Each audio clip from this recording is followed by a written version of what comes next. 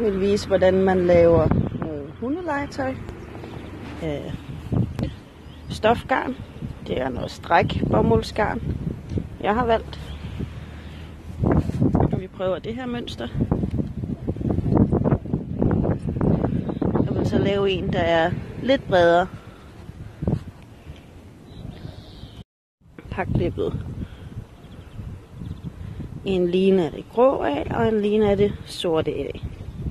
Og så har vi lagt dem sammen. Se, jeg startede med at lægge sådan en S-form. Og den her midtnæse, det skal være centrum. Der skal vi lave den her spids.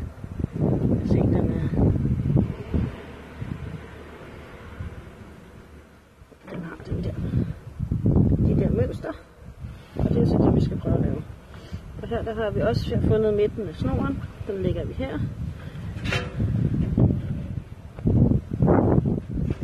Og så for at starte her, så skal vi have den her snor under her og under her, og så op igennem løkken der. Og det samme gør vi på modsat side. Under her og under her, og så op igennem her.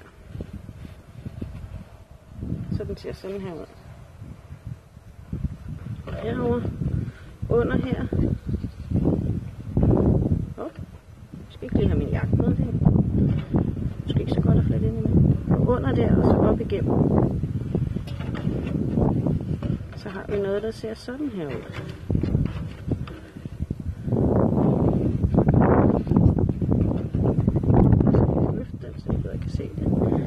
Sådan her ud. Jeg vil gerne lave en, der er lidt bred. Så her der ligger snorene sammen 4 og 4. I kan se det mønster, jeg har lavet her. Det er starten. Det her, hvor de mødes i midten her, det er centrum. Det er toppen eller bunden af snoren. Det er starten. Der skal vi lave det her mønster. Og det gør vi ved først at tage den her, og den kører vi nedenunder her, og nedenunder her, og op igennem der. Og så tager vi den anden side, og gør det fuldstændig det samme. Nedenunder der, nedenunder her, og op igennem her. Så skal jeg vise jer hvordan. Der har vi taget den ene side, og vi har kørt den under de to, og så op af den der. Så tager vi den anden side. Her har vi så gjort fuldstændig det samme. Først nedenunder to, og så op igennem løkken. Og herover nedenunder de to, og op igennem løkken. Og så skal de sådan set bare strammes til. Og det skal strammes til. Så det gør vi bare. Træk i alle enderne lidt efter lidt. Og trække og trække og trække, så den er helt stram. Det jeg godt kan lide ved det her mønster også, det er, at det er enormt stærkt. Og nu især fordi jeg så ligger med 4 snore, det vil sige, at der er 16 snore i alt her faktisk. Det betyder, at den, så selvom der er en snor, der bliver klippet over med et par hundetænder, så er der masser at give af. Så den går ikke bare sådan lige op. Se, så har vi startet her, og så ser den sådan her ud på den ene side, og den ser sådan her ud på den anden side. Den her side, den lader vi være nederst, så den får den her flotte ende. Se, den er væsentligt større, bare ved at fordoble antallet snore. Og så kommer vi til det tricky. Vi starter sådan her. Og der tager vi den grå her og kører over den sorte. Og den sorte, den skal så over den næste grå der. Sådan.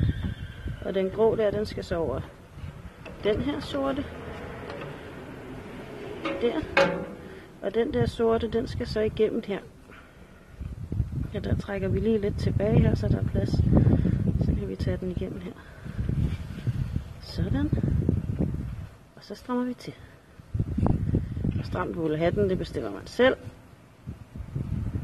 Jeg vil gerne have dem lidt stramme, men nu lader vi lære mig at lave dem alt for stramme, fordi så tager det lidt længere tid. Jeg skal gerne ned og vise jer noget. Og hvilken en I starter med, det er sådan set lige meget. Det er det samme hele vejen rundt. Man skal bare huske at afslutte på samme måde hver gang. Så nu tager vi den sorte her over den grå over den næste sorte, og den sorte der over den der, og så den her, og så skal den jo så ind igennem her. Sådan der, og så strammer vi til. Det er faktisk lidt ligesom at lave julestjerner. Vi laver den bare skrå, i stedet for at køre den lige over, så vi får det runde mønster i stedet for et lige mønster. Man kan også lave den lige, hvis man vil det. Men så har vi ikke den der flotte runde. Så bliver den mere firkantet. Og så kører vi over der, over der, over der, og den her, over den der, og så igen.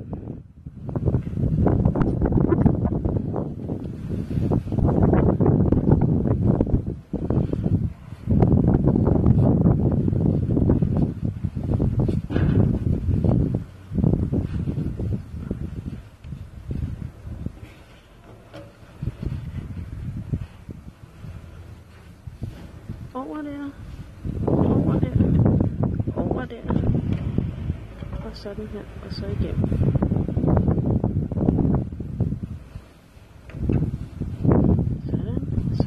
Sådan, og stramme til. I kan godt se, når jeg strammer til, så rykker jeg sådan lidt. Først den ene, og så den anden, og så den tredje, og til sidst så kommer jeg hele vejen rundt og får den strammet godt til. Man kan stramme meget mere til end det her, men nu laver vi den lige lidt løs, så det går lidt stærkt. Over der. Over der. Over der.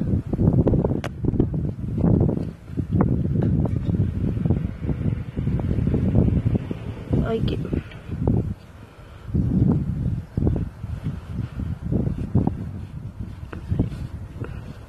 Og hvis nu ikke gad at lave mere lige nu, synes jeg skulle på toilettet, eller jeg skulle ud og lufte hundene, eller hvad der nu lige kunne komme i vejen, så lægger jeg den bare fremme og går med. Er der ikke noget i vejen for, fordi der er ikke noget, den er lukket hele tiden, så der er ikke noget problem med at efterlade den. Nu kører vi over der, over her, over der, og igen. Nå, der var lige en Frika, der havde fået øje på et eller andet. Frikse? Hvad laver du? Hottentotten. Ja, pas du hellere bare din hanekylling. Se, jeg kan allerede begynde at se, at der kommer et mønster frem der. Nu har jeg så valgt 2 kontrastfarver, men man kan jo vælge lige præcis de farver, man vil. Man kan også starte på samme måde, som når man laver julestjerner, hvis man vil det, og så starte med hele 4 snore, i stedet for kun at starte med 2 baner, eller hvad man, jeg ved ikke lige, hvad man kalder dem. Laver en skrue. Sådan. Og så igennem her.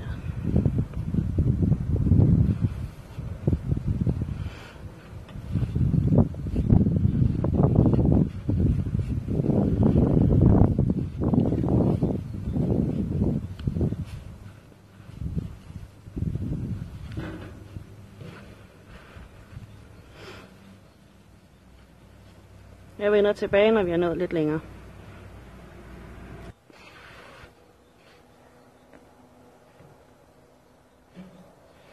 Nu er vi nået så langt, at det er ikke så langt godt nok, men nu er vi nået så langt, at snorene her, de kan ikke rigtig nå længere. Så nu gør jeg det, at jeg strammer dem rigtig godt til at trække i en af gangen hele vejen rundt. Eventuelt trække en snor ad gangen. Det kan godt være, at sådan her. Jeg er sikker på, at den bliver rigtig stram. Jeg trækker en ad gangen. hele vejen rundt. Eventuelt flere gange. Jeg er sikker på, at man får den rigtig godt. Der var lige noget optagelse, der ikke kom med. Men det kan vi også nøjes med at forklare. At jeg bandt knuder her til sidst. Hele vejen rundt. Og så kan man jo så selv om man vil klippe det her af eller ej.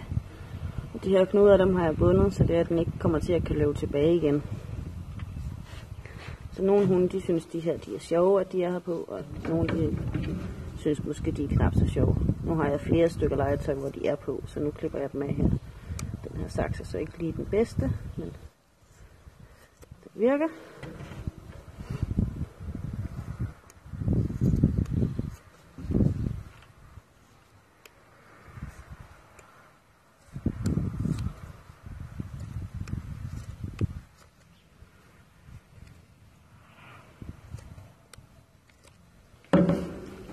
Og så får man sådan en. Hvis man vil have den længere, så har man selvfølgelig bare længere snore. Vil man have den tykkere, så lægger man flere snore sammen, eller vælger nogle andre. Du kan også flette med noget flistæppe eller noget helt andet. Der er en med 4 bånd i hver, og en med 2 bånd i hver. Sådan blev de. Jeg kan se, der er mange penge at spare. Jeg har de her ruller her. Der er brugt lige knap 8 meter på hver af de her stykker legetøj. Den ene er lidt længere end den anden. Og det er mellem 70 og 120 meter i hver af de her ruller. Så det vil sige et sted mellem 140 og 240 meter for 35 kroner stykke for de her ruller. Så der er lige pludselig rigtig meget hundelegetøj for ikke ret mange penge, hvis man gider at lave det selv. Og så er det stærkt, og det er godt for hunden. Det er skide godt at tykke i. Godt for tænderne. Jeg håber, I blev inspireret. Tak fordi I kiggede med.